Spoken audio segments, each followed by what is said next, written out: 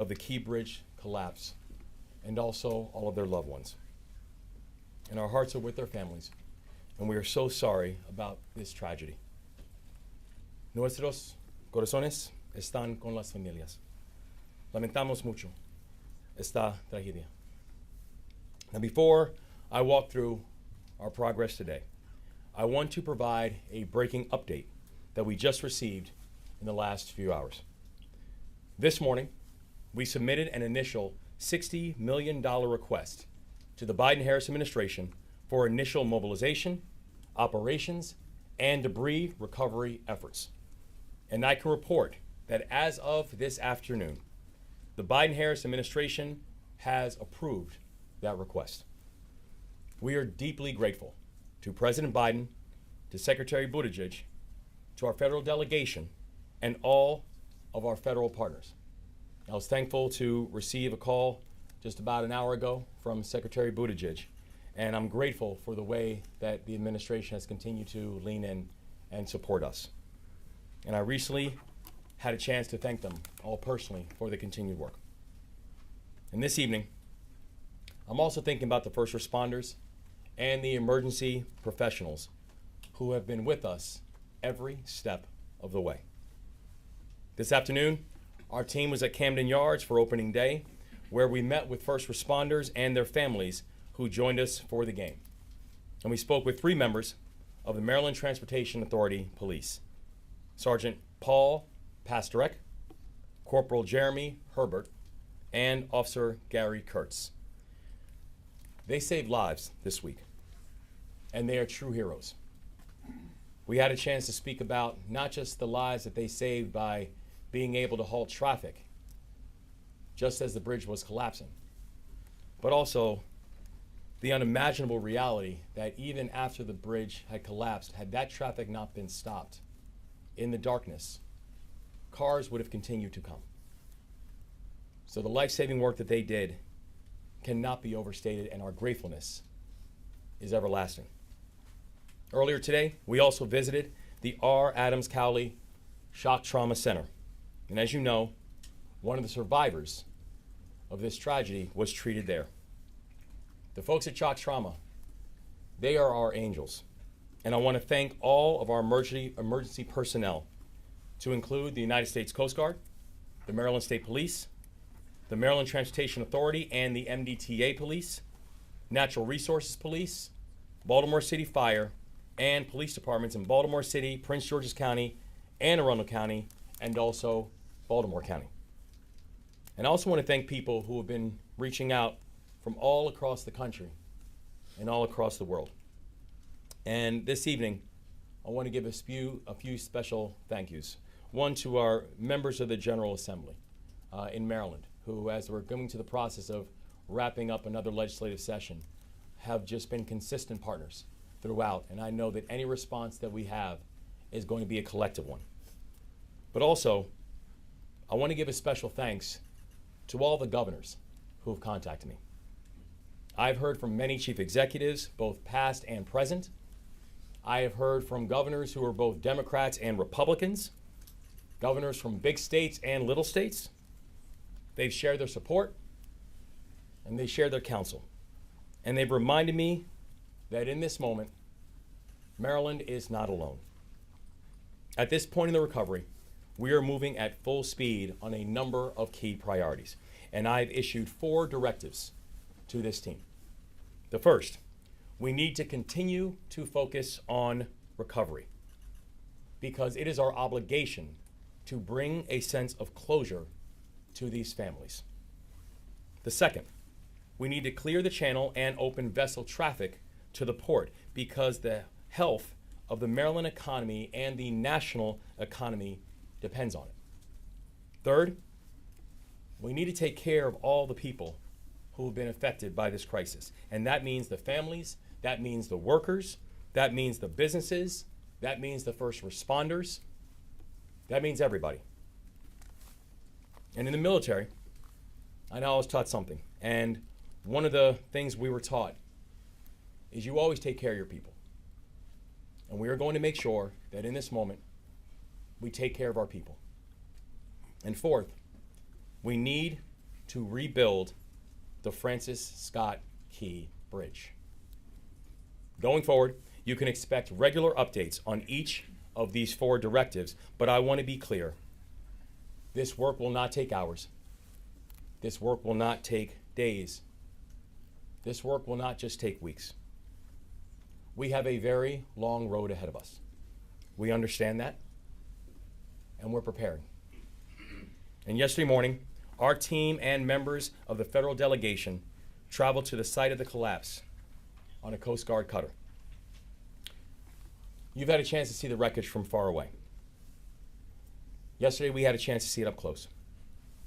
And when you have a chance to see that wreckage up close, you fully understand the enormity of the challenge. This is an incredibly complex job, and our timeline will be long. And all of us can remember when the container ship that got stuck in the Suez Canal a few years ago, when that happened. It's important to remember that it took 5 weeks to dislodge that ship.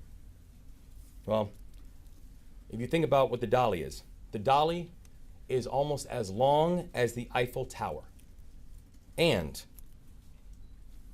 the dolly has the key bridge on top of it. We're talking 3,000 to 4,000 tons of steel that's sitting on top of that ship. So we've got work to do, but we're moving. So first, on recovery, the best evidence we have at this time suggests that to advance our recovery efforts, we need to do more work in order to clear the channel. As of last night, the Maryland State Police have suspended diving operations due to security concerns, and further engineering analysis is ongoing to determine our next steps to bring closure to the families and set the course for salvage operations. As of this morning, I also received a briefing from the Unified Command on the extraordinary conditions our divers are working under. What our divers are seeing right now is this, is that water is so dark and the debris is so dense that in most instances, our divers cannot see any more than a foot or 2 in front of them. So much of the operation is simply feel. These divers have been methodical, they've been disciplined, they have been courageous, diving in darkness with objects all around them. And so to all of our divers, I want to let them know that we are grateful for their service. Second, on clearing the channel and opening the vessel traffic to the port, I've said it before, I will say it again, and I will keep on saying it. This is not just about Maryland. This is about the nation's economy. The port handles more cars and more farm equipment than any other port in America. And at least 8,000 workers on the docks have jobs that have been directly affected by this collapse. Our economy depends on the Port of Baltimore, and the Port of Baltimore depends on vessel traffic. Yesterday, we were briefed by the commander of the U.S. Army Corps of Engineers for the Baltimore District, and she laid out her team's efforts with the U.S. Navy to mobilize major resources from around the country at record speed to clear the channel. Under the leadership of Colonel Pinchason, the Army Corps is moving the largest crane in the eastern seaboard to Baltimore to help us. It is estimated that that will arrive later on this evening. And third, taking care of our people. I want to provide 2 updates. The first, the Maryland Department of Labor now has established a hotline for unemployment insurance for workers affected by the collapse. The number on that hotline is this, 667-930-5989. I will say it one more time, 667-930-5989. I've also appointed an administration liaison to work with the families of the victims in their time of need and letting them know we are going to be here for them and with them. And I want to thank the leaders and organizations that have stepped up in order to help these families as well. Fourth, on rebuilding. We cannot rebuild the bridge until we have cleared the debris. We are working closely with our partners to marshal the funds to move forward on that build so we can be ready when we reach that point of the work. And I want to end by assuring the people of Maryland that this work is moving together at a full clip. And this work is moving forward together. The best minds in the world are here, right now, in Baltimore. They are working on this project in a methodical and a rigorous way, and we are continuing to work with leaders in the community to provide the support to the families and all of those affected. To the people of this state, I say we are going to get through this because we are Maryland tough and we are Baltimore strong.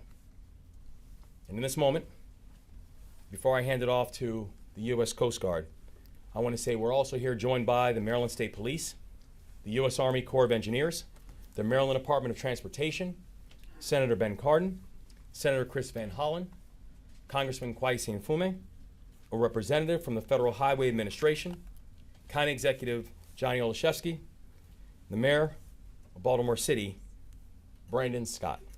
And I'm grateful for all the partnership that they have all shown in this time of need. So now, I will hand it off to the Coast Guard and a briefing by Rear Admiral Gilreath. Admiral. Thank you, Governor. Thank you. Good evening. I'm here representing the Unified Command tonight. My name is Rear Admiral Shannon Gilreath, but the people that you see to my right, they are people that make up that Unified Command. They are some of the key leaders in that Unified Command, and they are making a difference in helping us accomplish our number one priority, which is to reopen the Port of Baltimore. We're going to do that in some steps. Step one of that is we're going to clear the debris from the channel. Step two is we're going to remove the vessel. And step three is remove the rest of the bridge debris from the waterway. And we got the cranes on their way to help us do that.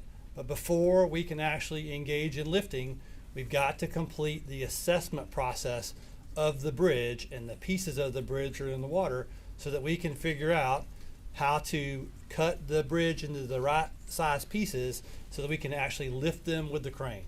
And we are doing those assessments right now with underwater surveys, with engineering teams back in the Unified Command, with our Army Corps of Engineers, with our Navy SUPSALV, with Coast Guard, with all of our partners that you see up here.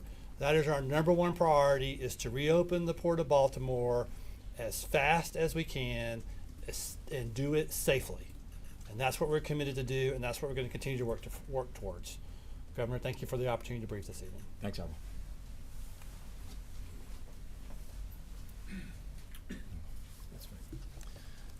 Good evening again. Paul Wiedefeld, Secretary of Transportation. First, again, I also want to echo the Governor's thanks to the Biden administration, U.S. Department of Transportation, excuse me, and our delegation for receiving those dollars, that $60 million today, within hours of, in effect, asking for those. These dollars are essential for us to proceed quickly and safely with the debris removal, the demolition, traffic operations, and other emergency needs. We're very grateful, obviously, for the quick response. As you heard, our federal partners are focused on clearing the channel as the number one priority. MDOT's focus is also in that area, but also we have to do other things. First, we got to deal with the traffic implications of losing part of the 695 Beltway. Second, we have to work with the port on the job issues and on their business needs. And then third, we have to start the planning and design for the rebuilding of the Key Bridge. In terms of traffic, we are already seeing the impacts along the alternative routes in our communities. Since the collapse, each day about 15,000 additional vehicles are traveling through the Fort McHenry Tunnel, I-95. And about 7,000 additional vehicles are using the Baltimore Harbor Tunnel, I-895. The bridge was also a crucial route for tractor trailers that cannot use these tunnels, the two tunnels. We anticipate 2,500 of these tractor trailers will use the west side of I-695. We are continuing to evaluate traffic flow in and around Baltimore and across the region and can make adjustments as needed. To help the alternative corridors moving, we have deployed additional emergency response vehicles to respond quickly to any motorists in need of assistance and clear crashes. The second area of focus for us, again, is the workforce support that we're providing to the Port of Baltimore workers To continue this work in partnership with the Maryland Department of Labor, as the governor mentioned, to identify impacted needs and what we can do. We're also looking at available USDOT programs in that front as well. We also are looking at what we had achieved during the COVID era when we were helping workers as well. And tomorrow we will hold a stakeholders meeting to address business and labor needs with the port community. The third area that we're focusing on, obviously, is the rebuilding of the bridge. We're working with our partners at USDOT. We've had several meetings today to start that process. That will take a little bit longer as we start the planning design of what that will be, and then we will have an ask for funds in very short order there. In closing, obviously we understand the enormous impact this is having on families, commuters, and the region as a whole. We ask everyone to be patient as you can be, and we ask them to please travel slowly, give themselves some more time so we don't create other issues, particularly for the work that we're doing out there in our highway system. And I can assure you we're going to work as quickly as we possibly can, but we're also going to work safely. Thank you for your attention.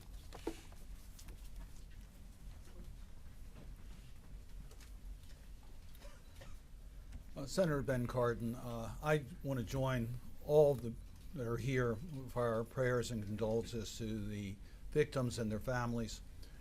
Our hearts go out to you, and our thanks to the first responders who literally saved lives and are working every day to get the port open and to get this bridge rebuilt as quickly as possible. Governor, I want you to know your federal delegation is with you. We thank the Biden administration for the quick action in regards to the emergency funding. We are pledged to work with you for any action that's necessary from Congress to make sure that you have the support you need to get that port opened as quickly as possible, the channel opened, and to get the bridge replaced with the type of bridge that we need to meet the current needs. We are committed to working with you. Our top priority right now is to get the channel opened because we recognize the economic impact that it has. I want to just underscore the point that we recognize that people are going to be disadvantaged and hurt by this transaction. We want to do everything we can to help. Let me just give you one example. We're working with Governor Moore in his office and the SBA administrator to make sure that those small businesses and independent contractors have the full services of the Small Business Administration to deal with their cash needs, as because their business is going to be affected and they may not be entitled to the same rights that employees are entitled to. We want to make sure these businesses move forward. So we're going to do everything to make sure this happens. I just really want to underscore with Senator Van Hollen and Congressman Mfume, we've heard also, Governor, from our colleagues, Republicans and Democrats, recognizing that what happened in Baltimore, a catastrophic event against a critical transportation infrastructure, that we at the federal government have a responsibility to make sure that we give you all the help you need to restore the port and restore the bridge. So we are committed to working with you, that you have all the tools you need so we can quickly open up the channel and rebuild the bridge. Thank you. And I'm going to turn it over to Senator Van Hollen.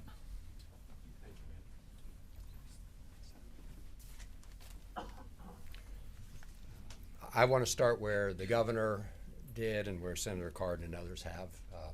Our thoughts are with the families of the 6 construction workers who died.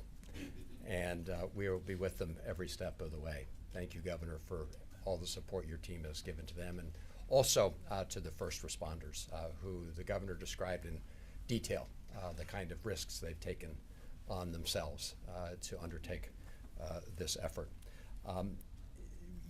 I just want to provide a couple other facts about the federal role, and it's great to be working with my colleague and friend, Senator Cardin, Congressman Mfume, and the entire team Maryland. We are united, and as Senator Cardin said, we are hearing from our colleagues from around the country, Republicans and Democrats. I want to thank the President and the Biden administration, the Army Corps of Engineers, the Coast Guard, other federal agencies have deployed. They've been on site from the very beginning. Secretary Buttigieg was here and remains fully engaged. And the Army Corps of Engineers will cover the full costs of clearing the channel. We all recognize that getting the Port of Baltimore running again at full speed is a priority given all the jobs that are associated with it, all the small businesses, all the other businesses, and as the governor has pointed out, this is not just a Maryland issue, it's a national and global question. So I'm very pleased the Army Corps will be picking up those costs. As I understand it, there are 32 members of the Army Corps of Engineers on the ground right now surveying the situation. The Navy has been contracting with the salvage operation. There are 38 contractors under the Navy's oversight with respect to that. So this is happening right now, and as the governor said, we've got one of the big lifts, cranes coming. I think it's a 1,000-ton crane coming around midnight, and another 400-ton crane coming Saturday for the operations to clear the channel. A word about the quick action that the governor and the secretary and others took to get the application in for the Federal Emergency Relief Program. This is a federal program designed for this kind of emergency. And as you heard, they've already been authorized for the $60 million from the federal government to cover all the costs of dealing with the surrounding traffic and issues that have come up since the bridge right now, of course, is collapsed and is on top of the ship. Importantly, that emergency relief program is also what will cover the lion's share of the costs of rebuilding the bridge. And the Department of Transportation also found the state eligible for that program today. So they authorized $60 million, but they have found the state eligible for the emergency relief funds, which will help cover the lion's share of the costs of reconstructing the key bridge. And Senator Cardin and I, working with the president, working with the governor and others, will be introducing legislation to cover the remainder that is not already covered under the emergency relief program. So we are here together as Team Maryland. I want to thank everybody who's been part of this effort. Governor, thank you again for bringing us all together. To the mayor and the county executive, thank you all for your leadership, and to the members of the General Assembly who are here. Again, the families remain in our prayers. We are going to get this done for the state of Maryland. And let me now turn it over to you. Congressman Mfume.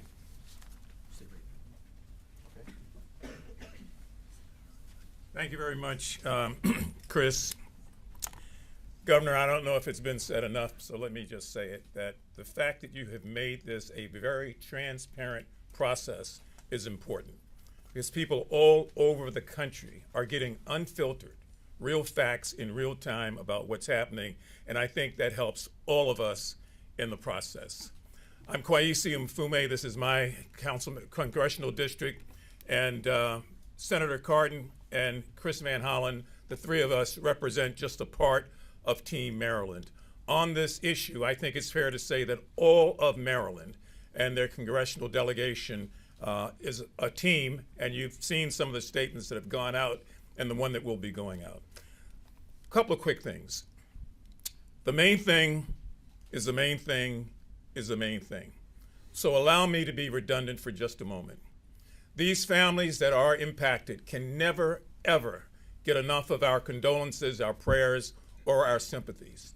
It could have been any of us, anytime, anywhere, in a situation that we could not have predicted. So the reason we keep lifting them and asking you to lift them in prayer is because they will never be the same again. Now, as you've heard, the priority here is to clear the channel, to allow commerce to start up again. It is not an issue that just affects Baltimore. It affects supply chains all over the country in every state of the union. And so we are seeking to find a way to bring all assets to bear to make a real difference, to allow that process of commerce to begin again. Are there secondary matters? Yes. We're talking about the third largest estuary in the world and the first and largest estuary here in America, the Chesapeake Bay. It's a channel that's important for so many different reasons, whether it's aquatic life or anything else. We want to again say, as the governor and others have said, that these divers are putting themselves at great risk, but they continue to dive. We understand that there were hazmat materials in several of the containers. We're concerned about what happens if that gets into the bay. And we are concerned also that if for no other reason, people look at this as an American tragedy, not a tragedy just for this region. I've been in touch with the Speaker's office today. I expect that Speaker Johnson and I will talk at some point tomorrow morning, because one of the things that's important here for me on the other side of the aisle is to make sure that I say to my colleagues who are across the aisle that this cannot and ought not be a partisan issue. And I've seen some of the comments that have come about and some of the things that are being said. Please resist that. Democrats and Republicans have to find a way to work together on this. Otherwise, we will never get through it, and we will never decide the kind of future that we want, so that things like this are met with in the right way and dealt with in the right way. So my plea is to end any potential partisanship here and to find a way as Americans all over this country to work together. There will be insurance claims, yes. Money will be returned, yes. But in the process, we've got to move swiftly to clear the channel. And thank you, Governor. I want to thank the mayor, the county executive, all the other persons who have been involved.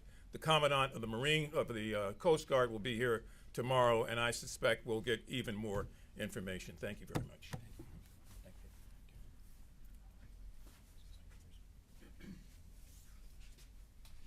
Good evening. My name is Shailen Batts. I'm the Federal Highway Administrator, and on behalf of Secretary Buttigieg at the U.S. Department of Transportation and President Biden, I just want to say, first and foremost, on the infrastructure and side, we'll come to that, but you know, everybody here has begun by talking about people, and I don't think we could have a president who has more empathy when there is loss of life.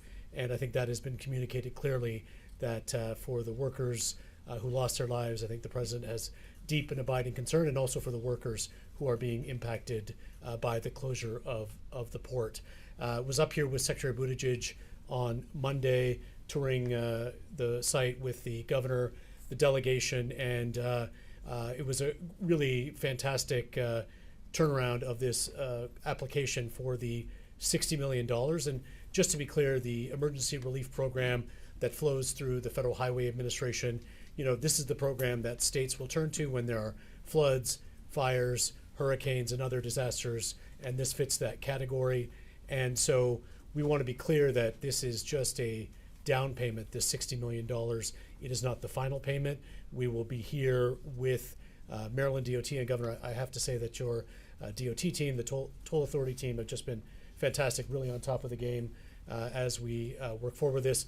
The Corps very focused on getting the channel open, and from a DOT and Federal Highways perspective, we're looking at the longer term prospect of getting that bridge rebuilt, because we know that's also critical to the region. So we'll continue to be a partner, and just want to commend all the great work that's gone on so far. Thank you very much.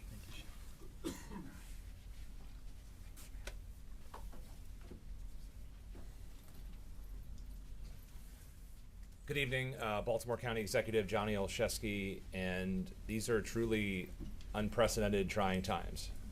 And in the midst of dealing with unspeakable tragedy, we're also trying to then also move forward with a road to recovery and resiliency. And to have leadership in this space, led by our governor, but to have leadership at all levels stepping forward in this moment is truly heartwarming. I know people are feeling this very deeply in a very personal way, including the families who have lost their loved ones.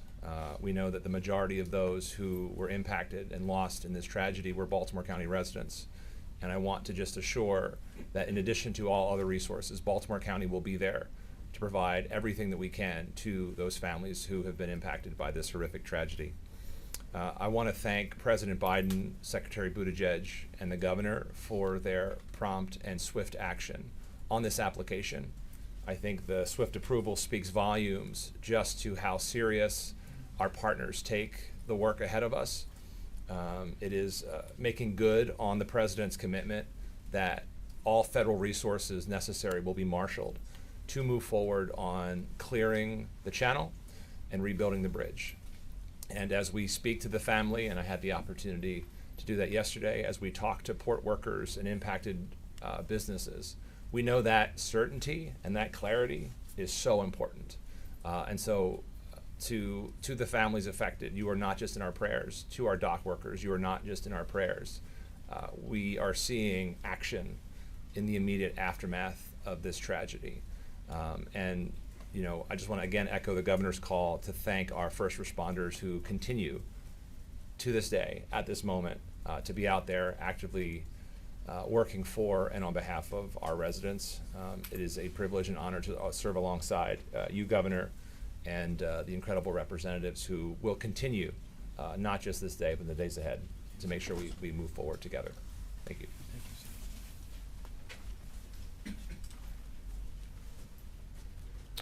Good evening. Mayor Brandon Scott of the City of Baltimore. First and foremost, our prayers and thoughts continue to be with the families of those who we lost and the thousands of people who are impacted by this horrific tragedy. As you know, both the governor and I were at opening day today. We had time to spend with those heroic members of the Transit Authority Police Department who saved lives by shutting down bridge traffic. I also had the time to spend with some of my Baltimore City fire divers who dove right in and bravely searched for those who we tragically lost. Speaking with them, however, made a few things crystal clear for me. One, the dedication, determination, and selflessness of our first responders should never be questioned, ever. But two, the spirit and greatness of this city and state are in its people, like those courageous public servants. And that is why we cannot be broken. I looked into the eyes of these men who looked death dead straight in the eye and continued to do their job bravely. I didn't see brokenness or despair. I saw hope and determination, just as I see in all the well wishes coming from all over Baltimore and all over Maryland, all over this country for our city and our state to rebuild. Following the recovery of the two victims yesterday, we remain hopeful that in the course of this salvage work, we are able to recover those who remain missing and bring them home to their families. I have directed my administration to work directly with Governor Moore and his fabulous team on any and every effort that must be taken. And Mr. Governor, while we thank our president for moving swiftly, we have to thank you. We know this is a very heavy burden to bear, and you have been leading with courage, with dignity, but also in the right way. So thank you very much. Also, the city is actively working with our partners to help families through this incredible time. The Mayor's Office of Immigrant Affairs has set up a fund through the Civic Fund to provide assistance to those directly impacted and is facilitating connections with local community-based organizations who are providing direct support in case management, crisis support, and mental health to the families. There has been a tremendous amount of outpouring and support, and our team is working alongside our partners at the state and the federal teams, all the nonprofits and businesses and partners to make sure that we are coordinating these efforts to make sure that these families are not overburdened in the toughest time of their lives. We know the value of the Port of Baltimore to our city, the state, and the country. Our residents, everybody depends on it. But our first priority continues to be making sure that we bring these people home. I just want to reiterate all my thanks and gratitude to everybody that has reached out, to everybody who donated food for our first responders, to everybody who just prayed for our city and our state. We appreciate you greatly. We will continue to work together to recover. Thank you. We're going to take questions from the podium. We'll start with WBA. All right, thank you. WBAL. Governor, the NTSB is reporting a hazmat leak. The chair herself said she saw the sheen. I know you were out there on the water yesterday. Did you see the sheen, and can you go into detail about mitigation efforts and just what this means for people? Because some people are really concerned about what's going on in the water. Yes, I know of the 4,000 containers that are on the ship. It's been indicated that 56 contain some form of hazardous materials. And when we're talking about hazardous materials, that includes things like lithium batteries, perfumes, etc. We know that as of right now, already deployed, there have been over 2,400 feet of boom, which has been there to be able to contain any of the leaks of pollution. And the thing we can say is that there is no risk to the people, and we ensure that both for the first responders who are operating, but also for the people inside of the area. We know the NTSB is going to continue doing their investigations, but of the 4,000 containers, been 56 that have shown some type of hazmat. Did you see the sheen when you were out there? Did you see it on the water? I personally did not know. All right, we're gonna go for the crossfire. Governor, my question is about the families. Have you had a chance to meet with all 6 families of the construction workers? And I know you said you visited the hospital today and you met with the survivor, but that other person who survived, who we're hearing declined medical treatment, have you met with that individual as well, if those reports are true? So the people who we met with today at Shock Trauma were actually the physicians and nurses and doctors and medical personnel who were there on site that night to treat the individuals. And so I just spent some time with them just to say thank you for their work. I did have a chance to speak with one of the survivors prior, but that was 2 days ago that I had a chance to speak with him. And I did have a chance to speak with a room full of family members of the victims, and that was when I had a chance to both share time with them and also pray with them and for them. And it's just a follow-up to that fund. I don't know if Mayor Scott can answer to that, but people who do want to donate to the families, is it that fund they should donate to? Because now we're seeing a bunch of GoFundMes and things pop up, people who do want to help out these families. Yes, I would point them to the Mayor's Office of Immigrant Affairs and that fund, because we know that that one is working with the families and organizations that will be working directly with them. WY PR, Baltimore Public Media. Back to the hazardous materials, there's been sort of some conflicting information, it seems, as to how many, if any, containers with hazards were dropped in the water. Can we have an answer? If there were containers that were dropped in the water with hazards, how many and what is in there? So what we know right now, there are 14 containers that were impacted, and those containers that were impacted contain soap, perfume, and some resin material. So that's what we know. As far as what part of that is still on board the boat, inside parts of those containers, or what part might have gone overboard, I can't tell you those percentages because I don't know those. But we've put in place air monitoring on board the vessel to keep track of any potential threats there, and we haven't had any of those threats from the air come up on our air monitoring. And we've got boom around the vessel to also collect anything that comes off of it. The sheen that I think's been reported, I think has to do with there's a bow thruster on the front of the ship that allows the ship to normally move to port or starboard as it's coming into port, approaching a dock, etc. There's some oil associated with that bow thruster, and we think there were roughly 80 liters of oil in that area. And so we think that's really where the sheen's coming from.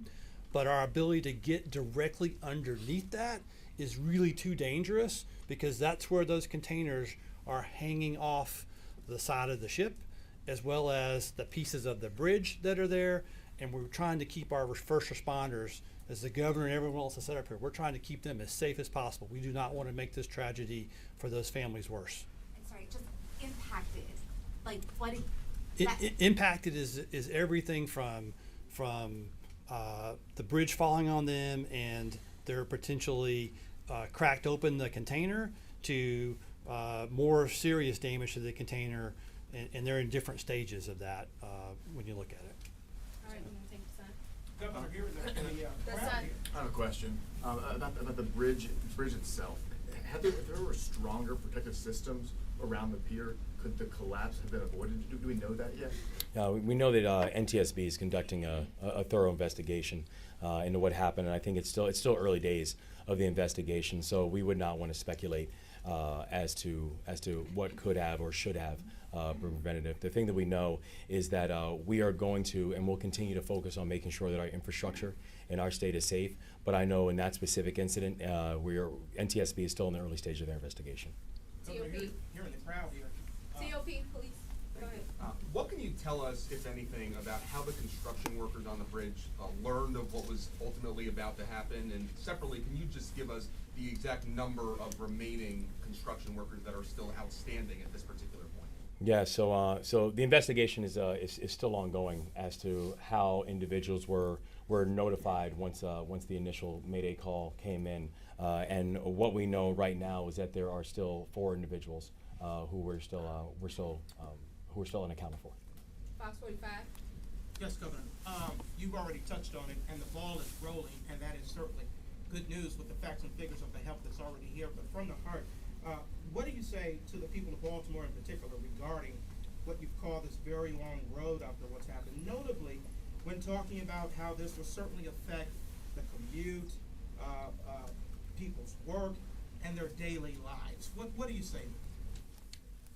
I'd say to the people of Baltimore is that there is no higher priority than making sure that we can return not just a sense of normalcy to them, but also continuing to give them an opportunity to live in a community that is growing and thriving. We have been moving on this literally since the early hours of when the incidents happened, and we haven't stopped, and we're not going to stop. That every priority in terms of how are we thinking about alternative routes, in terms of supporting their transportation needs, about making sure that that we are both caring for the families and the victims, while also making sure we're prioritizing the clearing of the channels, and making sure that we are going to get the Port of Baltimore opened and get this bridge rebuilt, and that is our core focus. To follow up, please, with Mayor Scott, with the same question, Mayor, what do you say to the people of Baltimore in particular about how are you expecting them to cope? I think the governor hit the nail on the head, Keith. This is a priority for all of us, but what we have to ask our residents is to be patient, because we have to not only do this quickly, but do it the right way so that every T is crossed, every I is dotted, and that we make sure that we are building our infrastructure to be stronger in the most quickest and fastest way. We all understand the importance and will be there to support our residents, but we have to do it the right way. All right, next, Brad Bell. Governor, back here. Look, I know you don't want to give a specific timeline for a very obvious reason. But there's one crane, the Chesapeake 1000, has arrived, talking about other cranes that can lift a lot. I talked to somebody today who's in the industry, and he described how they're going to cut the bridge into pieces and pick it up and sweep the bottom, and divers are going to put in explosive charges. Realistically, how quickly can you get this done? This person was telling me really it could be a matter of weeks. I mean, what's your most optimistic? Again, I understand you don't want to be held with that, but what do you think it could really be? There is nothing that we will not do to be able to speed up and making sure that we have a swift and a proper conclusion, and make sure we're getting it complete, and making sure we're also doing it safely, making sure that we're also doing it in a coordinated fashion. And the thing is, if you look at the precedents on this, we understand that this is daunting. This is complicated. It's complicated because of so many of the variables that have been laid out before. And we mentioned before about the vessel and the container ship in the Suez Canal. Just simply moving that took 5 weeks, just simply to dislodge it, right? And what we saw when we went out there on that Coast Guard cutter, we saw a vessel that was almost the size of the Eiffel Tower. If the Eiffel Tower was laid down, this vessel is almost the size of the Eiffel Tower, and the only difference is that it now has the key bridge laying on top of it. This is remarkably complicated, while this is also having a salvage operation with many, many moving variables. The reality is that at this point, there are far many unknowns than knowns. And so the thing that we can say to everybody in our state is that this is a team that is coordinated. This is a team that is not just working hard, but working around the clock to making sure we get to a proper completion. But we also know this is going to be a long and a complicated process, and we are going to not just need people's patience on this, but we want to let them know we are going to get this done. But no ballpark estimate, weeks rather than months for opening the shipping channel. This is going to be a long process because it's a very complicated process, but people should rest assured we are going to get this done, and they can bet on that. I'm gonna go to the rebuild, and what will that process look like? So we're going to actually have a collective rebuild. This is going to be a rebuild that will include our federal partners. This is going to be a rebuild that will include the state and our local partners. This is going to be a rebuild that will include the private sector. This is going to be a rebuild that will include our unions. This is going to be a rebuild that will include everybody.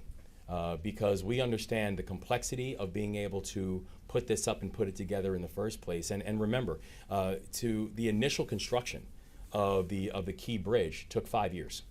So we know that we are going to move with speed and we're going to move with safety, but it is going to require everybody involved in that process.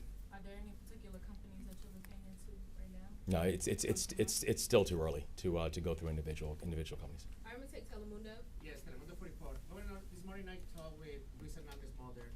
She told me his son wasn't a U.S. citizen, but he gave his life for this country.